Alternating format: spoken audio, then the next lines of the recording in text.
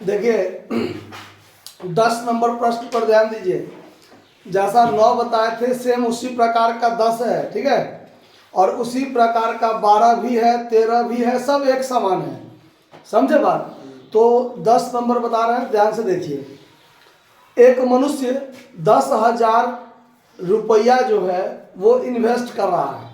कुछ 4.5% वाले 120 रुपया के दर से स्टॉक में, और कुछ 4% वाले 80 के दर से स्टॉक में, ठीक है।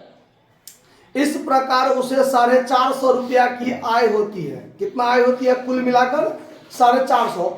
तो उसने कितने कितने रुपया उसने दोनों में लगाए हैं, मतलब 10,000 रुपया को 2 पार्ट में बांटना है, ठीक है। तो 10 का जो आंसर है ये आपका आंसर गलत है, ठीक है, इसलिए कि टोटल 10 रुपया इन्वेस्ट है, और देखिए 2100 और 6300 आंसर है ना। तो दोनों को जोड़िएगा तो 8,400 ही होता है। तो फिर हम 10,000 को 2 भाग में बांटेंगे तो टोटल योग तो हमको 10,000 होना चाहिए, इसीलिए इसका आंसर क्या है? गलत है, ठीक है। इसको हम लोग बनाएंगे कैसे? देखिए, हम मान लेते हैं ले हमारा फर्स्ट इन्वेस्टमेंट जो है मेरा x रुपया, तो हमारा सेकंड इन्वेस्टमेंट जो होगा वो 10,000 माइनस x रुपया होगा कि नहीं होगा? 2 पार्ट में सवाल ले चलेंगे कि 10,000 को 2 इन्वेस्टमेंट किए हैं हमने। एक इन्वेस्टमेंट किया है 4.5% वाला, जिसका स्टॉक का वैल्यू हमको 120 रुपया पर स्टॉक के हिसाब से मिलता है, और दूसरा इन्वेस्टमेंट किया मैंने 4% वाले स्टॉक में, जिसमें रेट हमको 80 रुपया पर स्टॉक लगा है। आया बात समझ में? तो देखिए, तो इसका जो रेट है मेरा, इसका रेट है 120 रुपया पर स्टॉक, और इसका जो रेट है मेरा वो 80 रुपया पर स्टॉक है ना। अब देखिए, तो हम दोनों में नंबर ऑफ स्टॉक निकालते हैं। नंबर ऑफ स्टॉक x रुपया का स्टॉक है, और एक स्टॉक का दाम 120 रुपया है, तो नंबर ऑफ स्टॉक कितना होगा? x बटा 120। इस हिसाब से अगर देखें तो इसमें हमारा नंबर ऑफ स्टॉक जो होगा वो 10,000 माइनस x रुपया का स्टॉक है, और एक स्टॉक का दाम 80 है, तो नंबर ऑफ स्टॉक कितना? उसमें 80 से भाग दे दीजिए, नंबर ऑफ स्टॉक हो जाएगा, ठीक। पहले वाले इन्वेस्टमेंट में हमारा जो इनकम है वो इनकम हो रहा है मेरा 4.5 रुपया है ना, 4.1/2 4.1/2%, मतलब 4.5 रुपया पर स्टॉक आमदनी हो रहा है पर स्टॉक। तो इसका इन्वेस्टमेंट जो होगा टोटल इनकम, इसका जो टोटल इनकम होगा वो एक स्टॉक पर 4.5 रुपया, तो हमारे पास स्टॉक की संख्या कितनी है? x बट्टा 120। तो इसको गुना कर दीजिएगा, तो इसको दशमलव हटा दीजिए तो बट्टा में 10 कर दीजिए।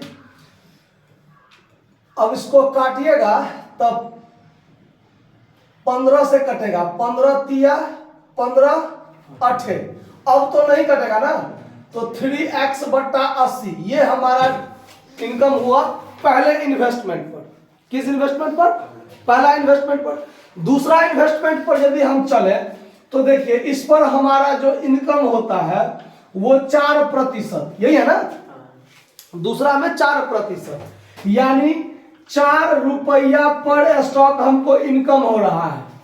तो हमारा टोटल इनकम जो होगा, टोटल इनकम सेकेंड इन्वेस्टमेंट पर 10,000 माइनस x बट्टा 80 और गुने कर दीजिए 4, तो 4 से ये कटेगा तो 20, तो बच गया आपको 10,000 माइनस x बट्टा 20, ये आपका इनकम हुआ। आया बात समझ में? अब ध्यान दीजिए, अब सवाल में कहता है अकॉर्डिंग टू क्वेश्चन कि हमने टोटल इन्वेस्टमेंट तो 10,000 किया था, तो 10,000 में कुछ भाग इधर किया, कुछ भाग इधर किया, 2 अलग अलग स्टॉक में किया मैंने। तो हमारा कुल आमदनी 750 कितना है, 450। हमारा कुल आमदनी 450 होता है। तो देखिए ई वाला इन्वेस्टमेंट पर 3x बटा 80 रुपीज हमारा इनकम हुआ। सेकेंड इन्वेस्टमेंट जो किया था उस पर 10,000 माइनस x बटा 20 रुपया आमदनी हुआ। तो ये आमदनी और ये आमदनी दोनों को यदि हम जोड़ लें तो बराबर में कितना होगा, 450। बराबर में कितना होगा। अब इसको आप जोड़ दीजिए तो 3x बट्टा 80 प्लस 10,000 माइनस x बट्टा 20 बराबर 450 रुपया होगा कि नहीं होगा। अब इसको आप सॉल्व कीजिए, 20 और 80 का जो एलसीएम होगा वो 80 होगा। तो ये 3x माइनस, अब इस शेष में भाग दीजिएगा तो 4, तो 4 को ही पूरे से गुना करना है ना, 4 को ही पूरा से गुना करना है। तो एक बार में ही लिख देते हैं, नहीं तो ऐसा लिख लीजिए 4 गुने 10,000 यहाँ प्लस है माइनस x बराबर 450। अब इसको सॉल्व कीजिए तो यहाँ पर 80, ये हो जाएगा 3x प्लस 40,000 माइनस 4x बराबर 450।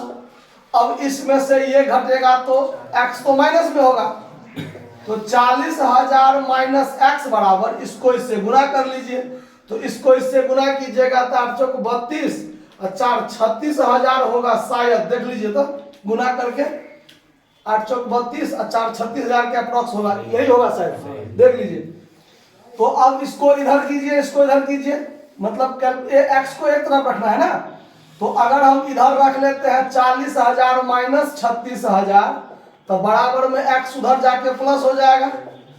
तो x बराबर कितना हो जाएगा, 4,000। x बराबर कितना, यानी हमारा फर्स्ट इन्वेस्टमेंट जो था मेरा वो कितना x था, मतलब 4,000 रुपया। और सेकंड इन्वेस्टमेंट जो था मेरा कितना, 10,000 माइनस x, मतलब 10,000 में से 4,000 घटा दीजिए तो 6,000। आपका 4,000 और 6,000 ये अलग अलग इन्वेस्टमेंट है, टोटल इन्वेस्टमेंट 10,000 हुआ ना है कि कोई दिक्कत है बात को समझने में। इसका आंसर जो है आपका गलत है, आंसर को ठीक कर लीजिए। धन्यवाद।